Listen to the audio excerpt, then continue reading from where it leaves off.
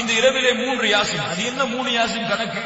யார் உங்களுக்கு இப்படி எல்லாம் மார்க்கத்தை புரிவதற்கு அதிகாரம் கொடுத்தது? கண்ணியத்துக்குரியவர்களே, எந்த ஆலிம், எந்த மார்க்கறிஞர் உங்களுக்கு இப்படி அனுமதி கொடுத்துக் கொண்டிருக்கிறார்?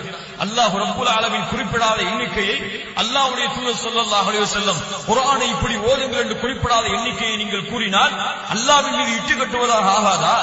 அல்லாஹ்வுடைய தூதர் முஹம்மது ரசூலுல்லாஹ் ஸல்லல்லாஹு அலைஹி வஸல்லம் அவர்கள் மீது இட்டு கட்டுவதாக ஆகாதா? கண்ணியத்துக்குரியவர்களே, 3 யாசினை ஓத வேண்டுமா? மக்ரிபுக்கு பிறகு ஒவ்வொரு யாசினுக்கும் இடையிலே சில திக்ருகளை செய்ய வேண்டுமா?